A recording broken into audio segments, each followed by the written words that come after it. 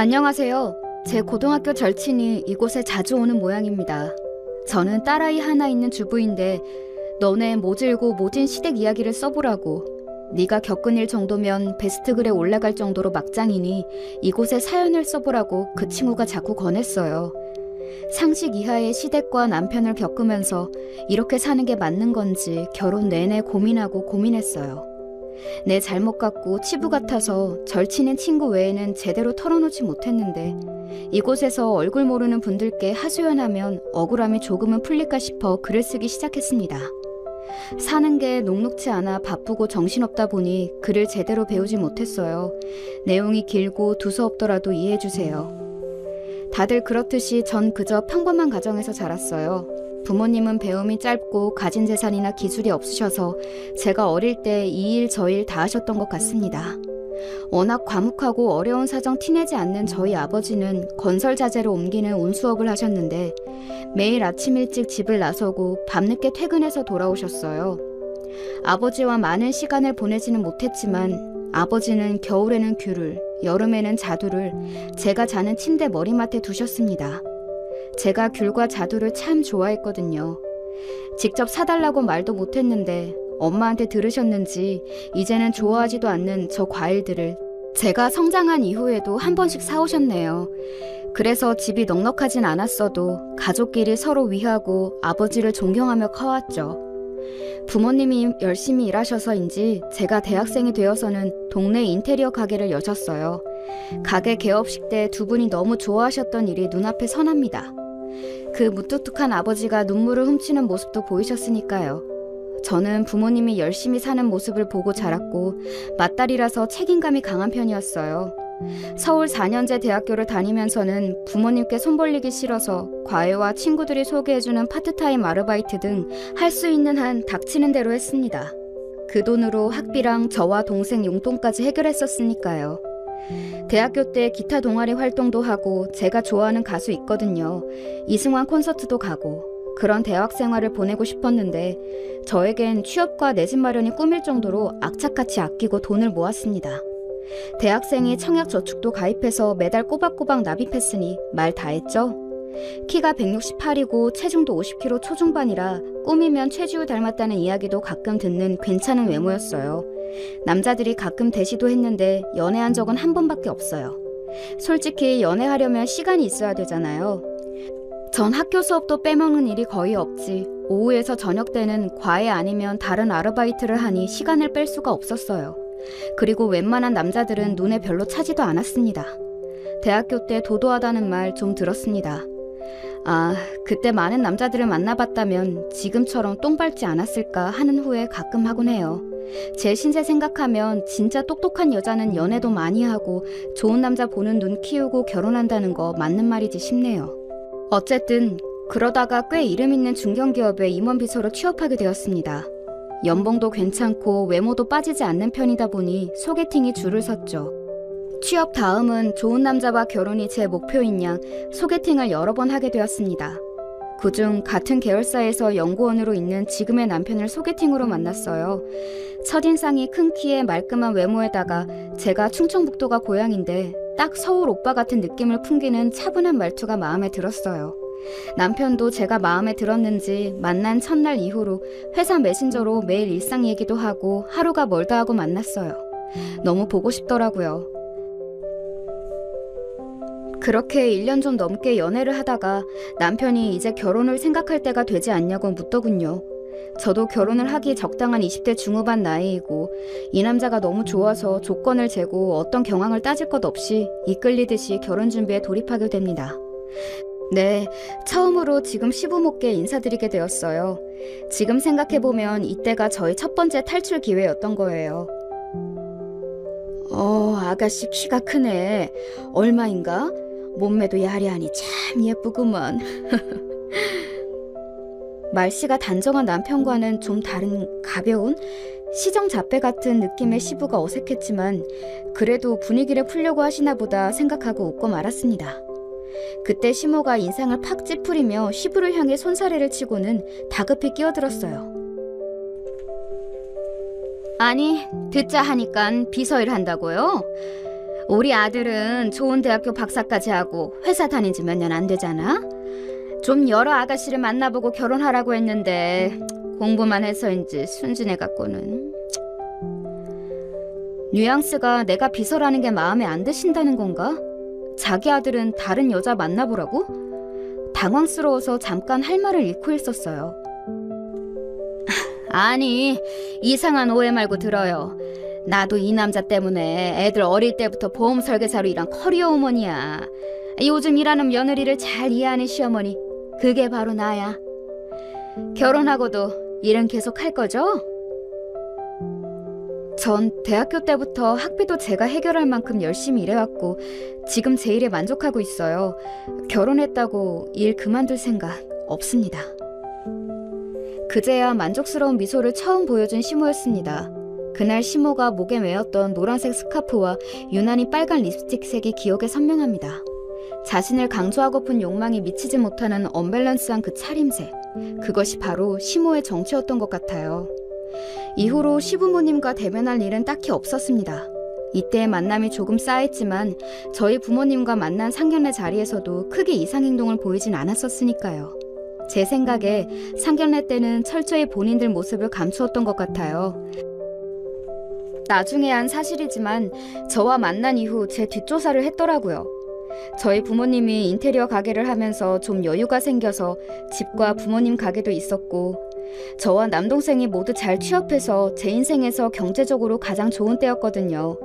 저희 집은 떳떳하니 감출 것이 없었는데 뭐 묻은 눈에는 뭐만 보인다고 자기들이 사기를 치고 뒤가 구리니까 정작 저희 집을 의심했던 게 아닌가 싶어요. 그날 저와 만난 자리에서 자신들은 서울 아파트 대형 평수에 살고 있으며 외제차도 갖고 있고 시모가 보험 설계왕으로 우대받으며 매달 1,000단위로 번다고 자랑을 늘어놓았던 것들이 결혼하고 보니 모두 거짓인 게 들통났으니까요. 아마 자기들 치부를 감추고 결혼까지 조용히 가기를 바라고 정상적인 시부모인 척 연기를 했던 겁니다. 꿈같은 신혼여행에서 돌아온 첫날 친정집에 왔을 때 저희 부모님은 맏딸 결혼 보내고 사위 대접한다고 잔치집처럼 거한 음식상에 비싼 양주까지 차려놓고 저희를 맞이해 주셨어요.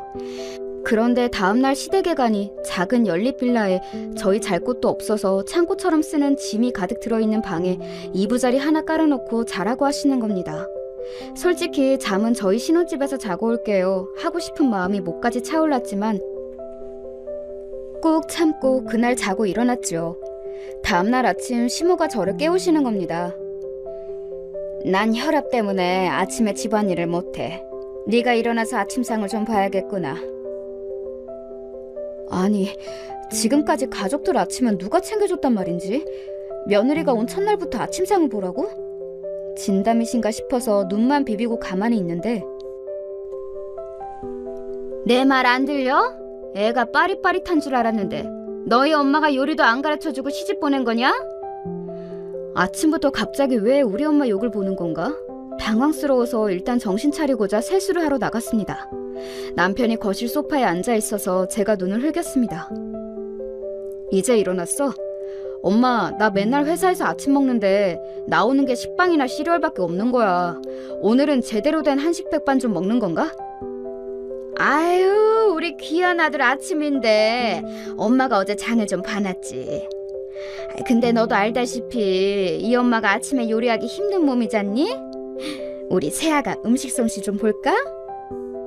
하는 수 없이 시어머니 지시대로 집에 있는 재료로 얼추 된장국과 2가지 반찬을 해서 아침상을 차려놓고는 시부모님과 남편 이렇게 넷이 둘러앉아 아침을 먹기 시작했습니다.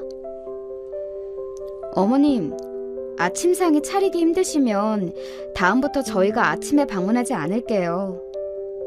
얘가 무슨 말을 하는 건지 모르겠네.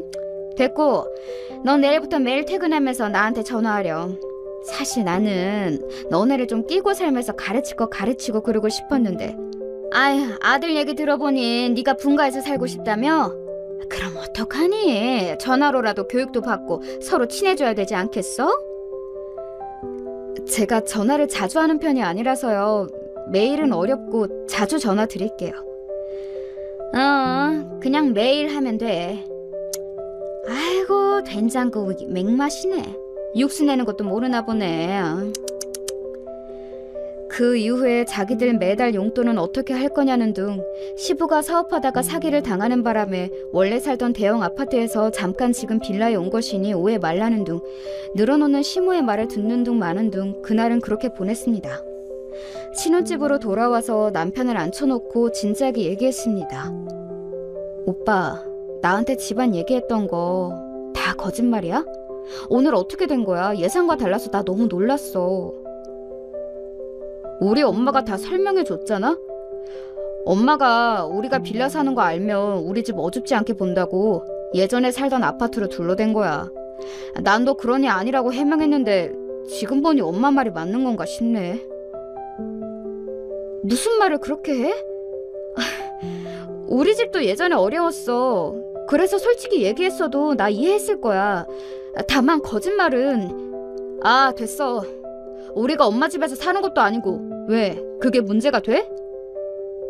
그럼 그 말씀은 뭐야? 매달 생활비를 드려야 해? 그리고 매일 전화라니. 알고 있었어, 오빠는? 우리 엄마가 한다면 하는 사람이라서 나도 처음에는 전화 매일 못 드렸더니 받을 때까지 하셔서 나도 결국엔 매일 전화해. 익숙해지면 할만해. 우리 엄마가 뭐 전화해서 이상한 거 하시나. 그리고 엄마가 나랑 형 키우면서 고생 많이 하셨어. 한바지 파면서 돈 벌고 그래서 화나면 좀 거칠게 말씀하시는 건 있는데 속은 깊은 분이야. 아니 잠깐만, 보험 설계사라고 하시지 않았어? 한바집이 뭐야?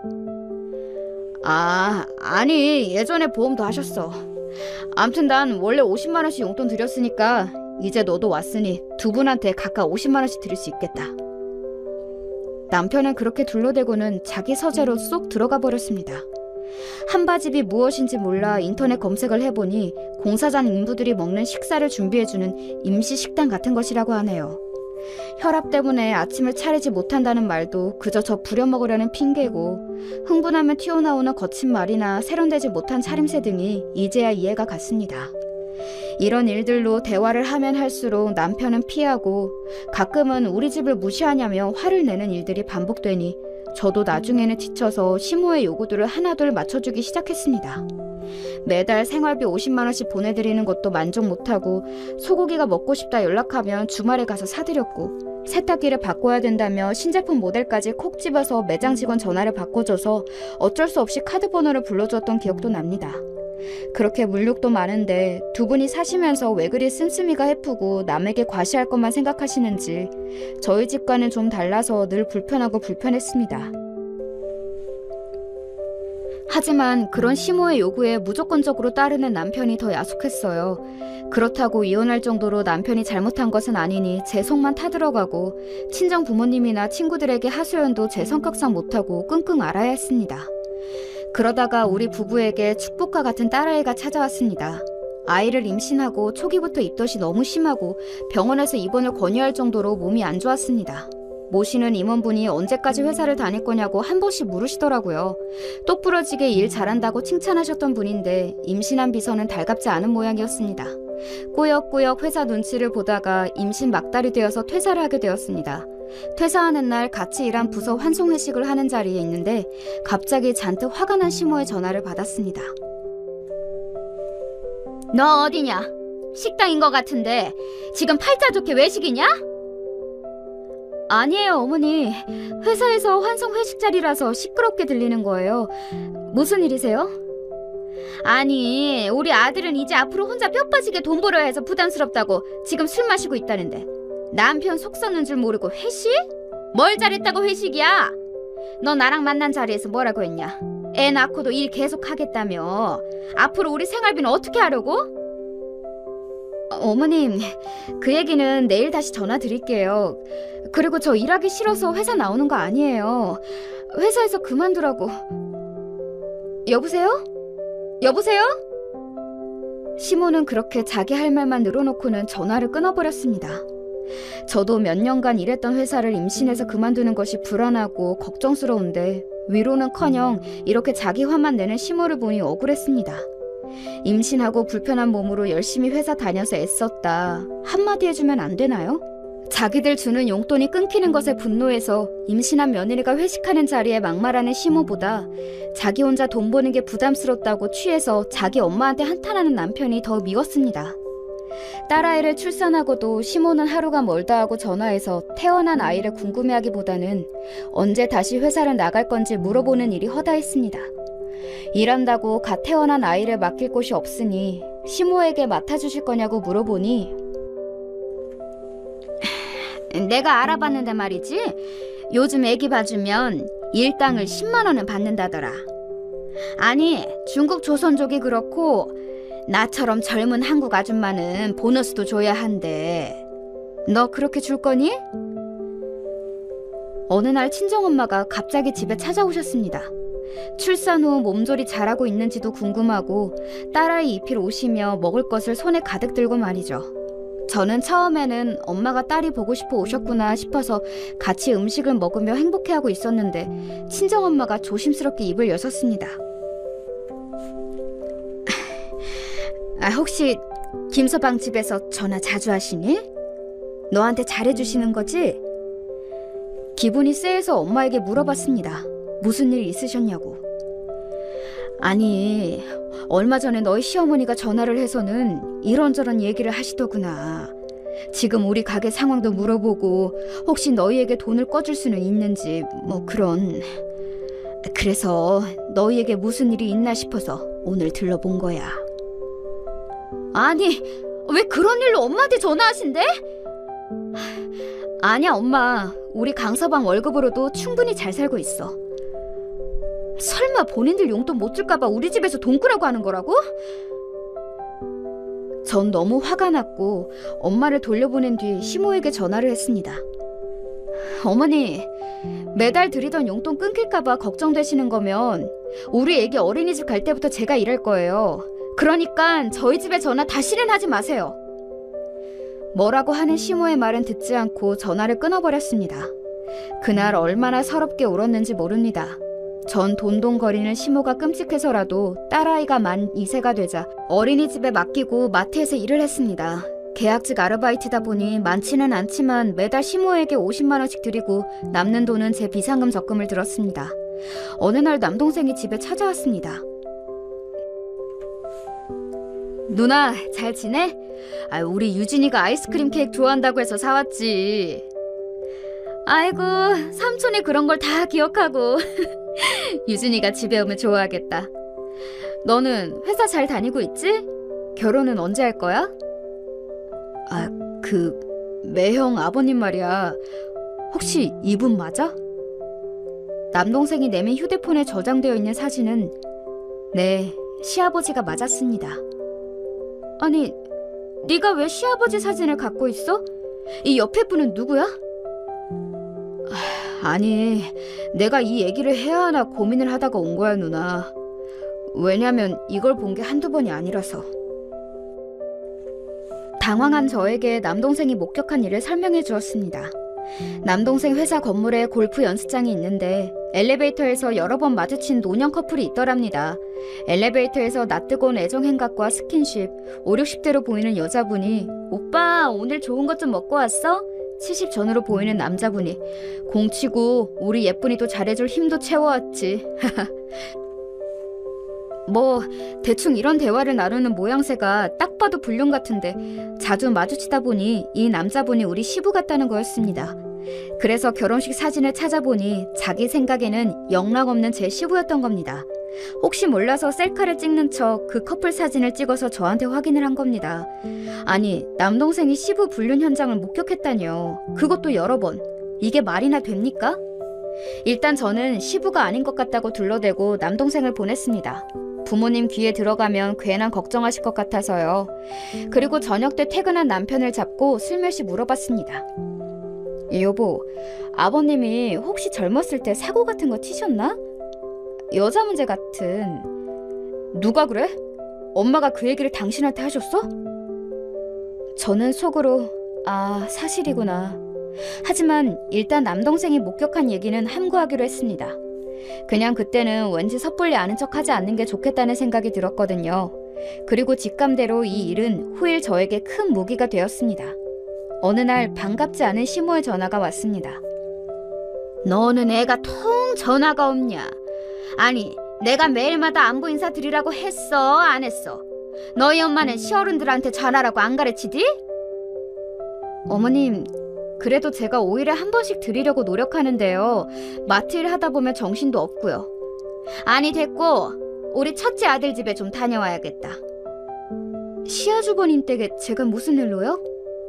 우리 첫째가 공부만 할 줄 알았지 워낙에 귀하게 자랐어요. 어제부터 여행 갔다니까 집이 비어있을 거야. 거기서 집안 대청소 좀 하러 가야지. 하나뿐인 시아주버님 혼자 사는 게 안쓰럽지 않디? 너 내가 능력 있고 참한 아가씨 소개시켜주라는 건 어떻게 되고 있는 거야? 네, 혼자 사는 귀하신 시아주버님이 계셨습니다. 좋은 학벌 어디다 둔 건지 변변한 직장 한번 갖지 못하고 집에서 주식한다며 백수나 다름없이 지낸다죠. 그런 사람을 어느 귀한 집 딸에게 소개를 시켜줄 수 있겠는지 시모에게 되묻고 싶었습니다. 그런데 그분 집을 왜 며느리인 저까지 청소해주러 가야 하는 건지 어이가 없어서 돌려서 거절하고 싶었습니다. 어머님, 우리 유진이가 어린이집 다녀올 시간 다 돼서 전 오늘 못 갈 것 같은데요. 그럼 내일 아침 일찍부터 시작하자. 우리 집에 9시 반까지 데리러 와라. 고무장갑이랑 청소용품 챙겨오는 거 잊지 말고. 아니, 너는 내가 사람돌이를 이렇게 하나하나 일러줘야만 하는 거니? 네가 알아서 혼자 못하고? 그때 제가 우리 딸 낳고 병원에 있을 때 시부모가 찾아와 했던 말이 떠올랐습니다. 이 사람이 난산이라 지금 몸 상태가 좀 안 좋아요. 병원 나가면 애기도 돌봐줄 분이 필요한데 엄마 좀 와서 봐주면 안 돼요? 잘 들어. 너도 며느리도 다 큰 성인이야. 니들 앞가림은 알아서 해야지. 나 때는 너네보다 훨씬 어린 나이부터 애 낳고 일하고 다 알아서 했지. 어디 시부모님한테 도와달라고 입을 때? 예, 원래 애 낳고 한동안은 몸이 말 안 듣고 아픈 것 같은 거야. 시간 지나면 다 괜찮아진다니까. 1초도 안 쉬고 매몰차게 너희는 다 컸으니 알아서 하라고 했던 매정한 얼굴이 떠올랐습니다. 40이나 돼서 혼자 살림도 못하고 집에서 노는 자기 큰아들은 성인이 아니랍니까? 다음날 시모와 갔던 아주버님 집은 말이 안 나왔습니다. 배달 용기와 컵라면 등 쓰레기에 소주병이 집안 곳곳에 너저분하게 있었습니다. 주방 개수대에는 음식물 눌러붙은 거 하며 쉰내가 진동하는 통에 마스크를 쓰지 않고는 견딜 수가 없었어요. 아, 어머님, TV 프로그램 세상에 이런 일이 나올 법한 집이네요. 아, 시아주버님은 성인이 돼서 앞가림은 못하도록 공부만 하셨나봐요? 예, 원래 남자들이 이렇단다. 니네 시아버지도 내가 양말 한 짝부터 다 챙겨주고 집에서 뭐 하는 일이 있기는 한 줄 아니? 그런 거 보면 너는 참 결혼 잘했다. 너희 남편이 밖으로 나돌기를 하니 생활비를 안 주니 집안일도 도와줄 거 아니야. 어머님, 그이 집안일 하나도 안 도와주는데요? 평일엔 술 먹고 늦게 들어오는 날도 많고 주말엔 골프 친다고 나가서 애기하고 놀아주는 법이 없어요. 아니, 너 바깥일 하는 사람이 술 먹고 다닌다고 그거 노는 거로 착각하면 안 된다. 저도 직장생활 했어요, 어머님. 그리고 생활비에 대출비에 빠듯한데 그 비싼 골프장이 웬 말이에요. 그때 시모가 눈을 반짝이며 물었습니다. 아니 그래, 너 청약받은 아파트 그건 입주가 언제니? 지금 시세가 얼마야? 그 동네면 그래도 한 10억 넘지 않겠니? 아유, 부자 다 됐네. 거기 들어가고 너도 일하고 하면 우리 집 인테리어 좀 바꿔야겠다. 너도 알다시피 집이 오래돼서 손볼 데가 많아. 하긴 우리 아들이 자기들만 쏙 새집 가고 우리는 그런 집에 살도록 두지는 않겠지만 말이다. 시모는 이미 당장에 자신들이 새 집에 이사가는 양 꿈에 부풀어서 혼자 웃고 난리도 아니었습니다. 저는 화가 났습니다. 시모가 얘기한 그 아파트는 제가 대학교 때부터 꼬박꼬박 적금 들었던 청약 통장으로 결혼 전에 당첨돼서 얻게 된 집이었습니다. 돈 밝히는 시모가 이 사실을 알면 가만히 있지 않을 것 같아서 남편에게 청약 당첨됐을 때부터 이 집은 내가 결혼 전부터 내가 준비해온 집이고 하니 입주할 때까지는 시부모에게도 비밀로 하자고 신신당부했거든요. 심지어 계약금도 부족해서 친정 부모님께서 도와주셨단 말이죠.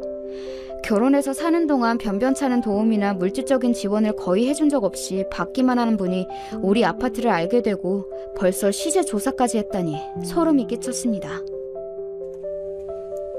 게다가 왜 시부모 집을 인테리어까지 해줘야 한다는 건지 김칫국도 이런 김칫국이 없지 않겠어요?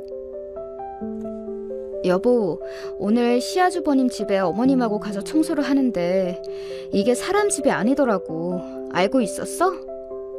아, 고생했네. 우리 형 어릴 때부터 맨날 어지르고 정리를 못해. 엄마가 다 치워주고 소리 지르고 혼내는 게 일상이었거든. 그건 그렇고 우리 청양 아파트 어머님이 알고 계시던데 당신이 말한 거야?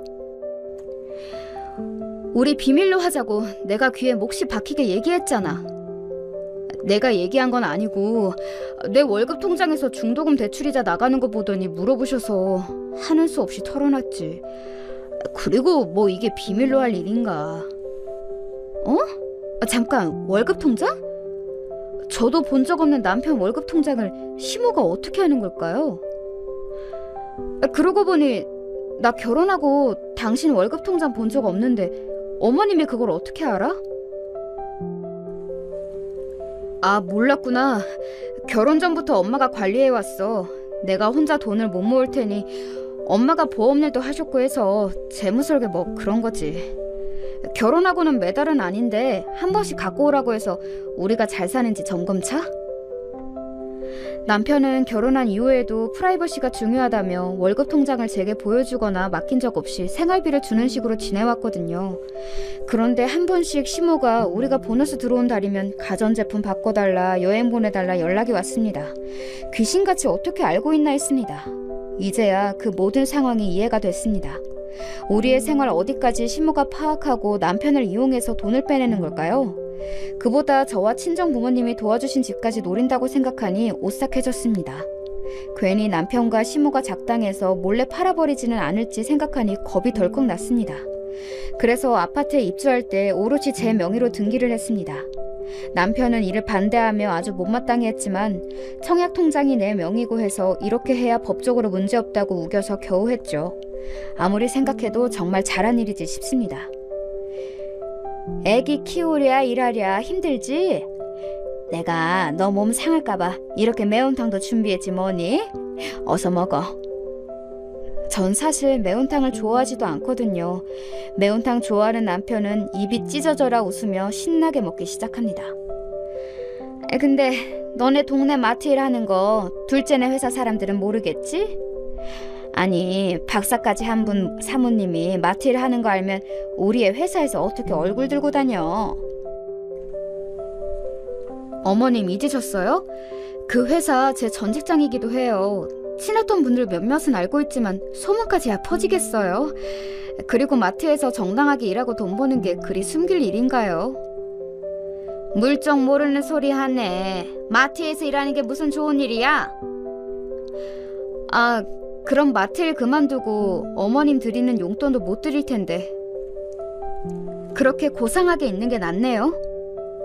대화가 불리해지니 시모는 못 들었다는 듯이 시부의 목이며 어깨며 다리며 연신 주물러대고 시부는 끙끙 앓는 소리를 내기 시작했습니다.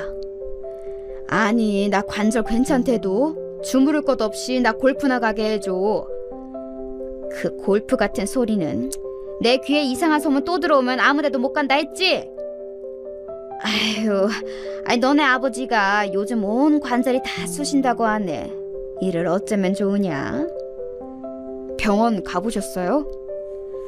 으이구, 니들이 우리 나이 돼봐라. 병원에서는 못 잡는 온갖 골병이 다 들어요. 내 친구네 보니까 한 번에 10만 원 하는 솜씨 좋은 한의사 침 맞고 좋아졌다고 하더만. 그게 얼마야?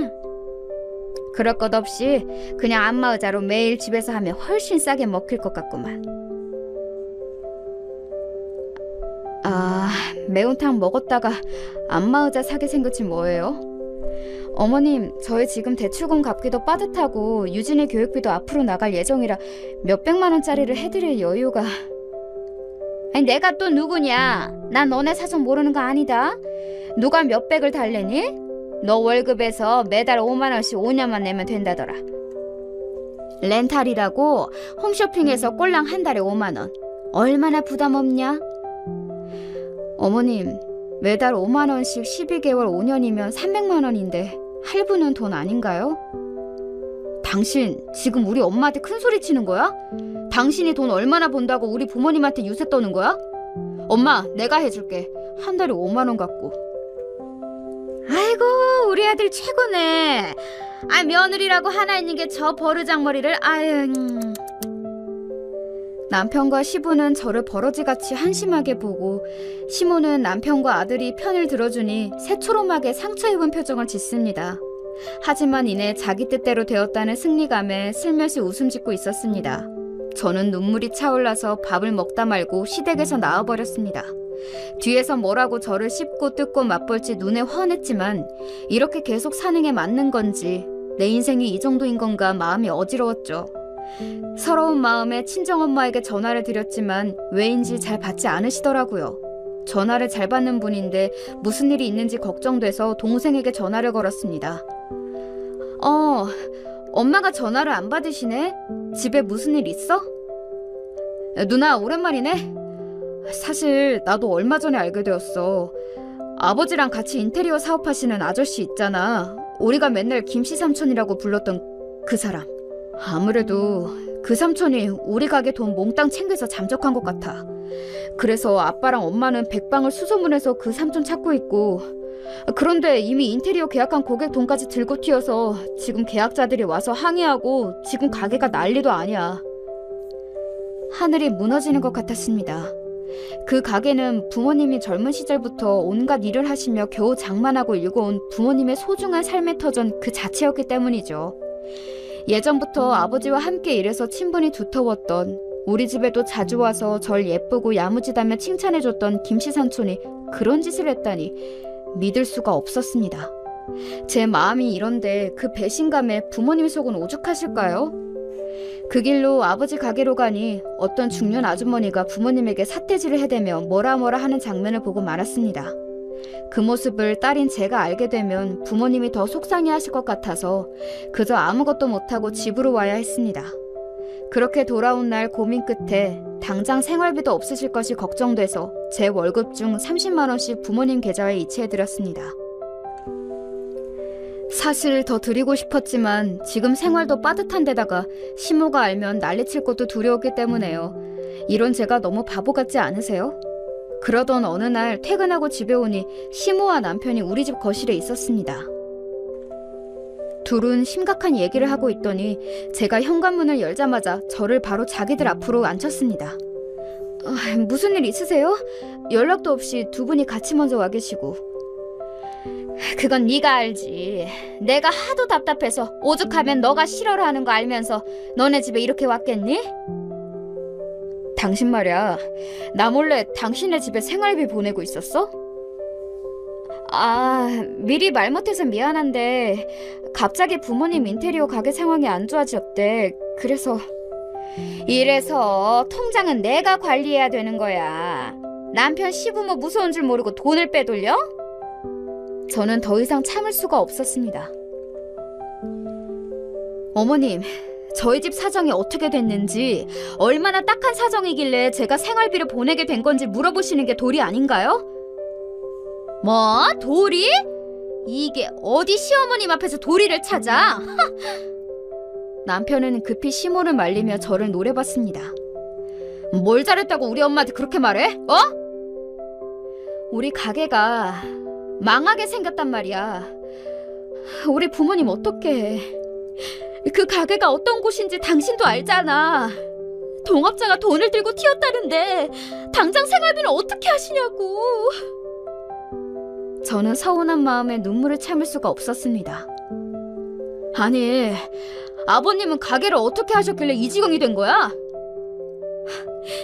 지금 그게 우리 부모님한테 할 소리야? 도울 수 있는 건 돕고 그 마음을 위로해드리는 게 먼저 아니야? 저는 화가 나서 벌떡 일어나서 쏘아붙였습니다. 그때 남편의 전화가 울렸습니다.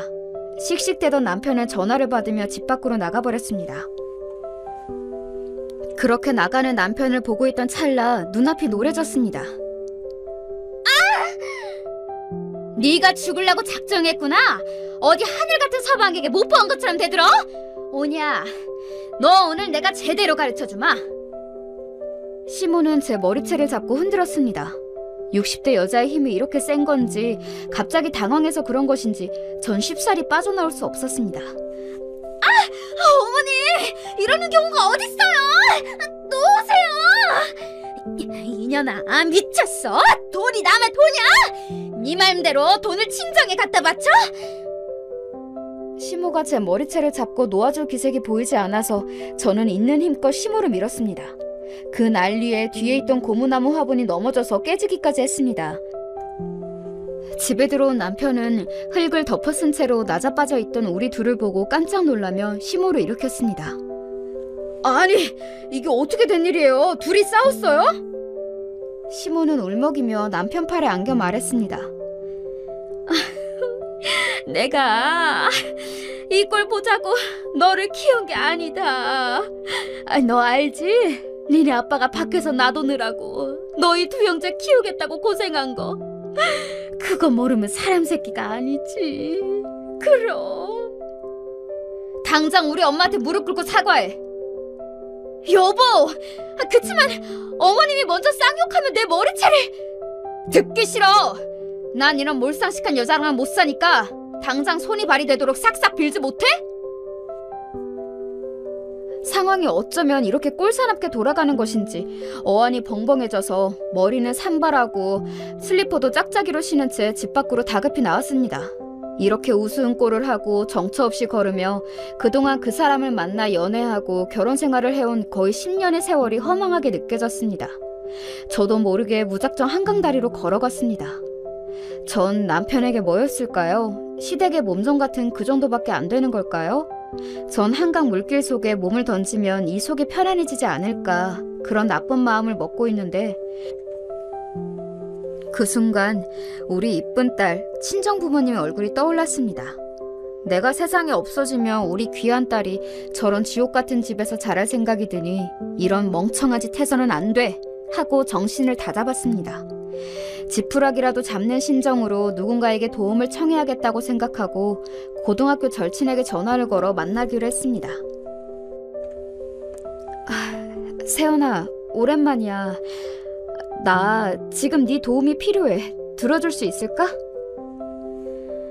으이구, 맨날 바쁘다고 연락도 없는 우리 친구님이 부르시는데 왜 못하겠냐? 어서 우리 집으로 와. 언니가 맛있는 밥 해줄게. 우리 뭐라도 먹으면서 천천히 얘기하자.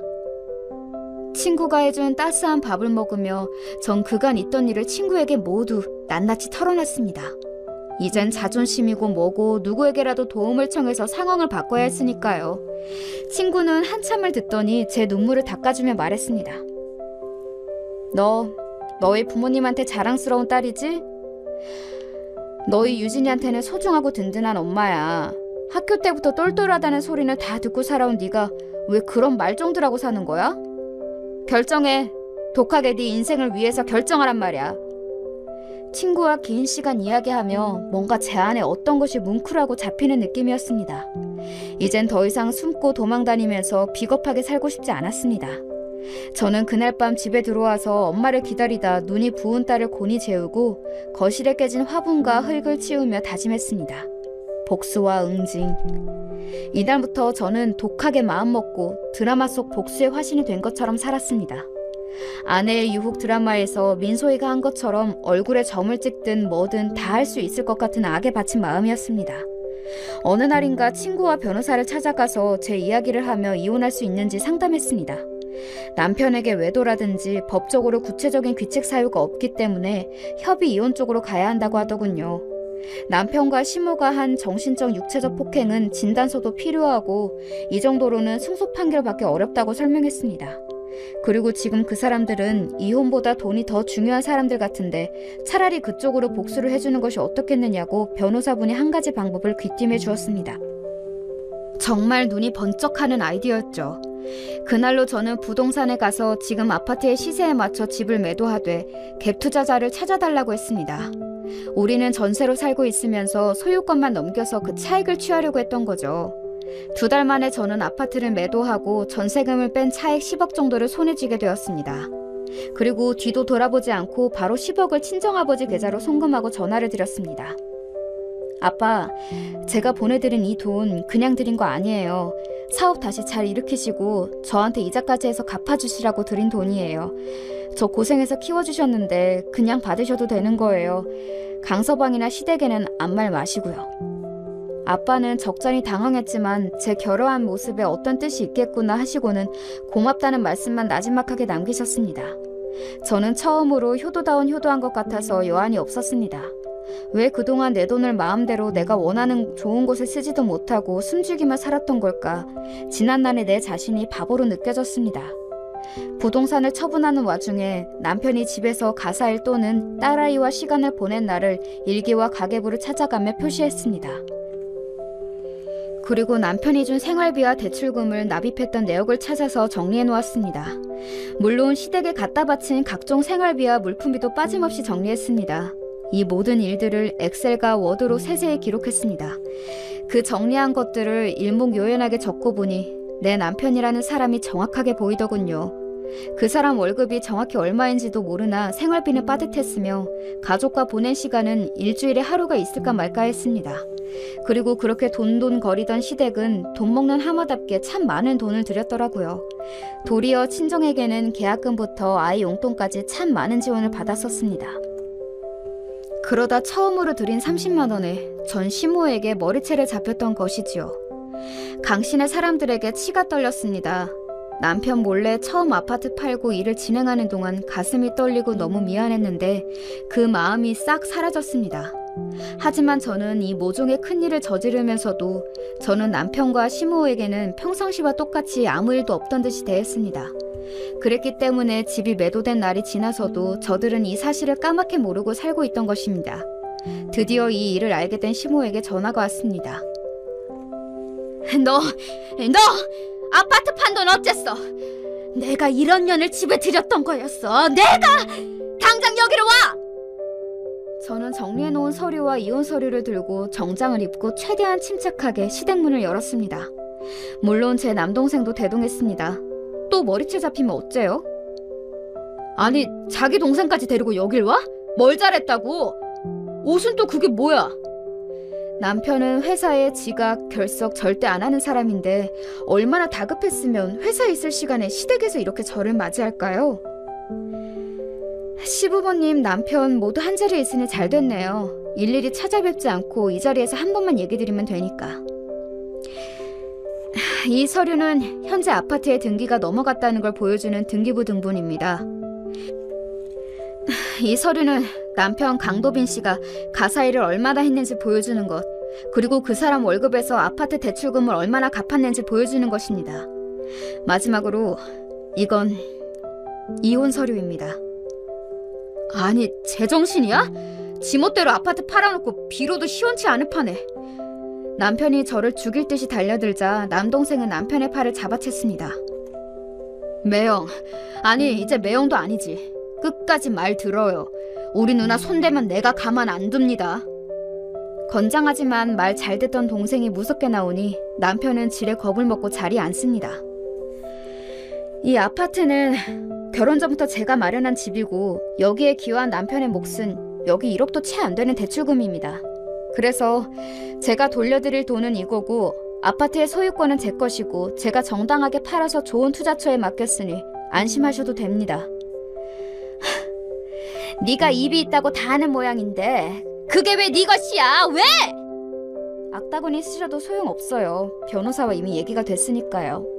깔끔하게 이혼을 한다면 지금 집은 제 명의인 전셋집이니까 당신의 짐 싸들고 나가고 내가 당신 계좌로 몇 천만 원 보내줄게요. 무슨 소리야? 그 아파트가 10억이 넘어요. 근데 왜 몇 천만 먹고 떨어지라는 거니? 여기 서류 보시면 이 사람이 매달 납부한 대출금이 있고 또 여기 시댁에 드린 생활비며 각종 비용이 적혀있죠. 그걸 빼고 남은 돈이 몇 천만 원이에요. 도리어 저희 친정부모님은 계약금부터 이만큼 저희한테 주셨는데 그건 아시죠? 아니 뭐 이런 날강도 같은 것을 보았나? 너희 집에서는 일을 가르치더냐? 그때 제 동생이 시부 앞으로 와서 인화된 몇 장의 사진을 시모와 시부 눈앞에 보여줍니다. 시부와 시모는 이상하게 갑자기 무슨 사진이라는 듯 당황해하며 사진을 보다가 이내 얼굴이 울그락푸르락해졌습니다. 사돈 어르신 저 아시죠? 우리 골프 연습장 다니실 때 엘리베이터에서 자주 뵀었잖아요. 시부는 동생 얼굴을 살펴보더니 당황해서 얼굴에 경련이 일었습니다. 매영, 작년부터 저희 회사 건물에 골프 연습장에 다니시는 매영 아버님을 여러 번 봤었죠. 근데 사돈 어르신과 애인이신지 50대 여자분이 아주 자주 드나드셨어요. 저는 설마 했는데 결혼식 사진 보니 사돈 어르신이 맞는 거예요. 그 두 분이 다니시면서 어찌나 애정행각을 벌이시는지 청춘이시더라고요. 그런데 말이죠. 이 사진은 세 발의 피입니다. 제 직장 사람들은 다 알 정도로 소문난 인기 커플이셔서 불륜 목격자는 차고 넘친단 말이죠. 아니, 이 인간이 아직도 저러고 다니고 있었어? 아우, 내가 못 산다. 며느리랑 그 동생한테까지 들키고 쪽팔려서 어떻게 살아? 아직도 저거를 못 버리고. 아니 아버지, 아직도 왜 그러고 다니시는 거예요? 너네 남매 지금 이게 뭐 하자는 거야? 협박하는 거야? 아니, 증거. 이혼하게 되면 우리 딸 양육은 내가 해야 한다는 증거야. 이렇게 부도덕한 집에서 우리 딸 키울 수 없다는 증거니까 우리 딸 양육권 갖겠다고 지저분한 싸움 걸기만 해. 당신은 우리 유진이 생물학자 아빠이기만 했지 제대로 놀아주고 돌봐준 적도 별로 없잖아. 이혼할 때 돼서 구질구질하게 아빠 행세하려고 하면 나 안 참아. 단호하게 말하는 저를 보고 얼굴이 새파래져서 덜덜 떨기만 하는 시모와 지금까지 만만히 보던 집사람이 믿겨지지 않는다는 듯이 눈이 동그래져서 한숨만 쉬는 남편을 보고 있노라니 그간의 체중이 모두 씻겨 내려가는 듯 했습니다. 시부는 쥐새끼 마냥 언제 나가셨는지 이미 집 밖으로 내뺀 뒤였고요. 이제 당신이 선택할 건 둘 중 하나야. 가족에게 충실한 유진 아빠, 내 남편으로 살 거면 시부모님과 연을 끊어. 시부모님과 연을 끊지 않겠다면 나랑 연을 끊으면 돼. 그럼 아까 말한 그 돈 갖고 집을 나가주면 좋겠어. 오늘 우리 아파트 현관 밖에 당신 짐을 내놓을게. 가져가. 생각할 시간이 필요하겠지?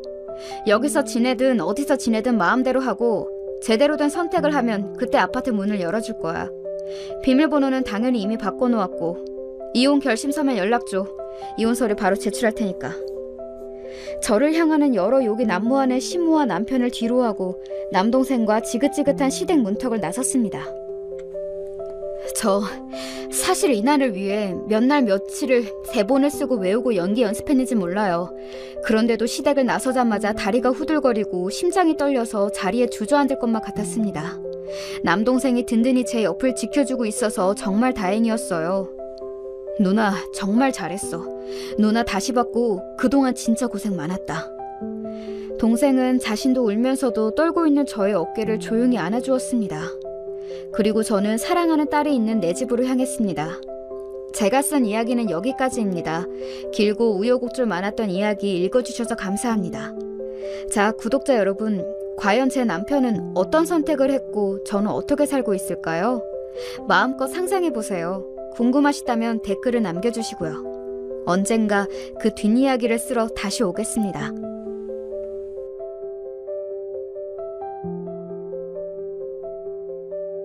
안녕하세요. 임금님 귀는 당나귀 귀라고 외쳐보는 심정으로 사연을 신청하게 되었네요. 저는 서울 변두리에 살고 있는 30대 여자고요. 결혼해서 남편과 아이가 있답니다. 제가 태어나고 자라면서 가족의 끈끈한 정을 느껴보거나 심적으로 크게 가족을 의지해보지를 못했어요. 가정 환경이 그리 평탄하지 못하였거든요. 남편이랑 연애하던 시절 그리 다정하지도 세심하지도 못한 이 남자가 결혼하고 싶을 만큼 좋았던 것은 어쨌거나 저만 바라보고 위하면서 한눈 안 파는 외골수 면모가 강하다는 건 분명하기 때문이었죠. 이 남자라면 결혼해서 가정을 꾸리고 살아도 좋을 것 같았어요. 저보다 결혼에 의욕적이었던 건 남편 쪽이었으나 시댁의 반대에 부딪혀서 저희 부부의 시작은 수월하지 못했어요. 저희 조건이 너무 별 볼 일 없어서 며느리 삼기에는 영 탐탁지 못한다는 것이 시부모님의 주장이셔서 속이 많이 쓰렸었네요. 제가 하나도 잘난 것 없는 사람임은 진작에 알고 있었다지만 그런 식으로 지적당하고 제 존재 자체가 깎아내려지니까 기가 확 죽었어요. 남편은 그래도 어떻게 해서든 반대 이겨내보자고 우리 여기서 포기하지 말자고 해주었지만 사람 마음이라는 게 자기 싫다고 하는 사람들 보면 자연스레 그 앞에서 움츠러들게 되는 거잖아요. 그래서 저는 자신이 없었던 것 같아요. 우리나라의 사회 정서 특성상 결혼에 있어서 부모를 배제할 수 없었기에 시부모님이 저렇게 반대하신다는데 남편이라고 앞으로 별 뾰족한 수가 있을까 싶었고요. 상황이 그렇다 보니 저는 물론이고 남편도 점차 흔들려서 정말 이대로 헤어질까 생각마저 했었네요. 그랬을 때 제가 놀라운 변수 한 가지를 접하게 되었어요. 맹세코 의도한 적은 없었건만 제가 임신 상태였던 거예요. 남편이랑 저랑 둘 다 그때 놀라서 난리 불루스를 쳤었고요. 사정이 그렇게 되자 상황도 급변하게 되었답니다. 기함을 하셨던 시부모님께서는 이내 저희 두 사람의 결혼을 허락해 주셨어요. 가장 먼저 시아버지의 수긍이 있었죠. 그래, 이왕 이렇게 된 것, 내가 솔직히 표현을 해보자면 영 아쉬운 결혼이긴 한데 사내라면 어떤 환경이든 자기 처자식 책임을 질 수 있어야 하는 법이지. 그렇다면 앞으로 그런 책임감을 보이면서 잘 살아라. 남편은 반드시 그렇게 하겠다며 시아버지 앞에서 약속을 드렸어요. 그 다음으로는 시어머니께서 깊은 한숨을 연달아 내쉬시더니 고개를 끄덕끄덕 하셨어요. 애가 들어섰다는데 뭘 어쩌겠냐. 내가 환장해서 죽겠는 심정은 심정이고 현실을 보자면 우선 너네 둘 결혼식부터 올려줘야지. 지난달에 이웃 동네 언니가 자기 딸이 결혼 앞두고 임신부터 했다면서 최고의 혼수는 임신이라고 떠드는 그 호들갑 듣고 내가 저런 주책바가지 부끄러운 줄을 알아야지 생각했었는데 아이 설마 하니 우리 하나뿐인 아들이 이런 소식을 가져올 줄이야. 내가 한치 앞을 몰랐구나.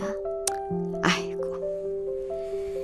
기가 막혀 하시면서도 빠른 결혼 진행에 이견을 내비치지 않으셨던 시어머니로 인해 저와 남편은 금세 부부가 될 수 있었습니다만 이것을 몹시도 안이 곱게 보는 단 하나의 존재가 남아있었어요. 엄마, 어떻게 그러실 수가 있어? 아버지는 몰라도 엄마는 끝까지 나랑 같은 편일 줄 알았는데 진짜 실망이야. 아휴, 뱃속에 애를 가졌다는데 그럼 내가 여기서 뭘 더 어떻게? 아 엄마, 그러면 그 애가 진짜 우리 집안 핏줄이 맞긴 하냐? 이렇게 시시비비를 가리는 것부터 해야지 덜컥 그렇게 허락을 해줘? 결사 반대할 때는 언제고. 이러면 우리 집안이 너무 우스워 보이잖아. 아무튼 다들 짜증나. 그 사람은 바로 제 시누이 되는 이였어요.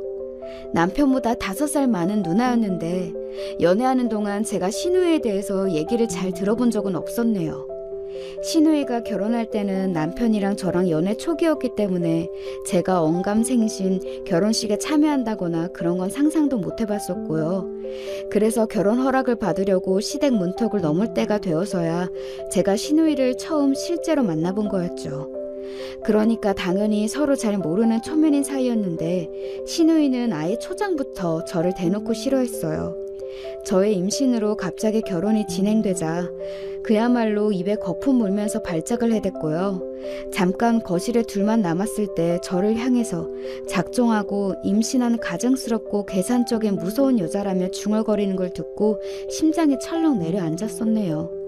남편과 둘이 남매가 절친한 것도 아닌데 제 결혼을 그렇게까지 반대하고 안 이꺼워하니까 저도 난감했었죠.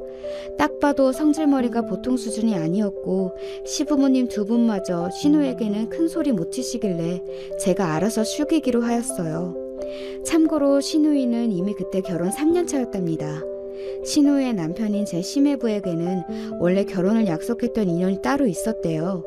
결혼 약속해놓고 상견례 마치고 이제 식장 알아보며 돌아다니고 있던 시기에 그 여자가 결혼 전 마지막 자유를 누리겠다면서 자기 첫사랑 남자와 만나 놀아났던 거예요. 그걸 알게 된 시매부가 파혼했고 배신의 상처를 안고 살다가 신우이를 만나서 결혼한 거였죠. 신우이가 자기한테 먼저 열심히 들이대고 구애를 펼치는 걸 보면서 이 여자라면 나를 배신하는 일은 없겠구나 싶어져 마음을 열었고 짧은 연애 끝에 결혼을 하였다네요. 그때 결혼하면서 신우이 자기 시댁으로부터 별별 소리를 다 들었대요.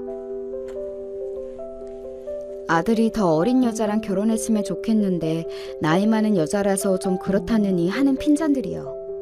아무튼 그런 과거를 거쳐서 힘들게 결혼에 골인하였으니 저를 보면서 신우이가 혹시 쟤는 왜 나보다 못났는데 슬슬 풀려서 결혼하고 자기 시부모한테 인정도 금방 받냐는 생각으로 화가 난 건 아닐까 하는 짐작이 들었어요. 소심하고 의견 크게 잘 못 내세우고 특히 분란 만드는 걸 기피하는 성격인 저는 신우이가 처음부터 두려웠던 것 같네요.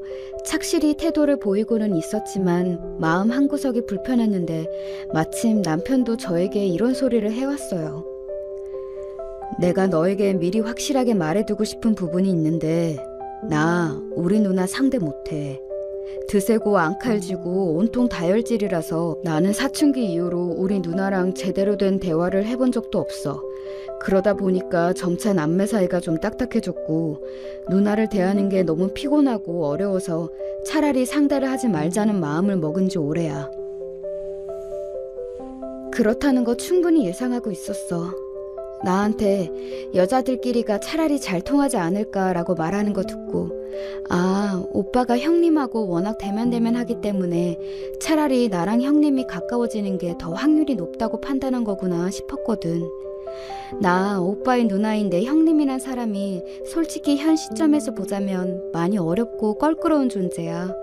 근데 앞으로 시간을 두고 친해지고 싶은 욕심이라면 살짝 있는 것도 같아. 지금 당장은 어려워도 우리 아기 태어나고 나면 자기 조카는 예뻐해 주실 테고 그러면서 나도 형님이랑 조금씩 그때부터는 친해지는 거지. 오빠는 내 생각이 어때? 그럴 수 있을 것 같아? 글쎄 잘 모르겠다. 우리 누나 성깔이며 고집이 어렸을 때도 만만치 않았지만 나이 들고 나서는 더 심해진 것 같다는 생각을 내가 종종 했었거든. 그래서 너에게 장담은 못 해주겠고 나쁜 사이로 지내지만 않아도 성공이라고 생각해. 내가 민망한 부탁을 해보자면 우리 누나 일 가지고는 나한테 도와달라 해결해달라 그래도 내가 딱히 해줄 수 있는 게 없을 것 같으니까 네가 알아서 판단하고 처리하는 게 더 나을 거야. 여자들끼리만 통하는 감성이 있을 수도 있고 아무튼 나는 우리 누나가 진짜 대하기 힘드니까 네가 이거 꼭 알아줬으면 한다는 거야. 남편이 한숨을 푹 내쉬면서 말하는데 저와의 결혼을 밀어붙이면서 의욕을 보였던 그 모습은 온데간데 없었어요. 그만큼 남매 사이에서 남편의 서열이 확실히 아래에 있다는 것을 저는 알 수 있었죠. 점차 결심하게 되었어요. 신우이의 일로는 남편을 곤란하게 만들지 않겠다고요. 남편이 신우이하고만 안 친한 건 아니었고 심해부와도 이렇다 할 접점이 없었답니다. 남자끼리라서 더 어색하다나 뭐라나 하면서 친분을 안 쌓았다네요. 그런데 심해부는 제가 막연히 예상했던 것과는 달리 정이 많다고 해야 할까요? 본인이 처가에서 겉도는 것 같다며 친하게 지내고 싶다는 말씀을 심해부가 저한테 먼저 해주셔서 깜짝 놀랐어요. 신우이랑 결이 다른데 둘이 부부가 된 게 신기했고요. 자기랑 다르니까 신우이가 심해부랑 결혼하고 싶어 했구나 이런 생각도 들었네요. 저는 신우이의 심기를 거스르고 싶은 마음이 조금도 없었건만 자꾸 시비가 걸렸어요. 올케는 왜 이렇게 표정 관리를 못해? 왜 나만 보면 눈알 겁나게 굴려대고 인매는 실룩거려? 나한테 욕하고 싶지만 참는다는 표정이야 뭐야? 그런 거 아니에요. 제가 원래 표정이 좀 어색한 편인 것 같아요. 신경 쓰이게 해드려서 죄송해요. 아닌지 맞는지는 내가 판단하는데? 올케 설마 지금 임신했다고 유세 떨려는 건 아니지? 그럼 애 낳고 나서는 애엄마라고 유세 떨겠네? 사람 미치게 하는 화법이었고 저를 괴롭히고 싶어서 안달이 난 사람 같았어요. 놀라운 건 신우이가 그래 보여도 직장에서 CS 담당이었다는 거예요. 고객 응대하고 서비스 품질 관리하는 사람이요. 거의 이중인격 수준이었나 봐요. 시부모님이라든지 다른 사람이 같이 있을 때는 확실히 덜 그랬는데 저랑 단둘이 있는 상황에 놓이면 꼭 저를 괴롭혀댔어요. 제가 시누이한테 말씀 좀 지나치시다라고 하기라도 하면 시누이는 제가 임신 중이라 호르몬 문제로 예민하고 성격이 이상해진 거라며 저에게 탓을 돌렸고요. 슬슬 이제 저는 시누이와 시간이 흐르면 친해질 수 있겠지 같은 안일한 생각을 버리고 있었어요. 시누이를 제외한다면 제가 시댁 식구들 중에서 힘들게 상대하는 사람은 딱히 없었기 때문에 버틸만 했던 것 같네요. 가끔이지만 뵐 때면 심해부가 저를 엄청 반갑게 맞아주셨고 산부인과 다녀온 이야기도 궁금해하셔서 이런저런 대화도 나눴는데요. 설마 이게 시누이의 화를 돋을 줄은 몰랐어요. 언제부턴가 저를 보는 시누이의 눈빛이 살벌하고 섬뜩하다고 느꼈지만 원래도 저랬다고 넘겼는데요. 그러다가 새우 먹던 날 일이 터진 거였죠. 시아버지 지인분께서 생물새우를 한 박스 보내주셨는데 시댁에서 같이 그걸 먹었거든요. 저는 입덧이 올라왔는지 갑자기 속이 안 좋아서 나중에 먹겠다 하고 방에서 휴대폰을 했고요. 그러다가 일 때문에 늦게 오신 심해부가 왔는데 시간이 좀 지나서 그런지 저도 입맛이 좀 도는 것 같아서 남은 새우를 심해부랑 둘이 먹기로 했어요. 시부모님이랑 시누이, 남편은 거실에서 과일 먼저 먹겠다고 했고요.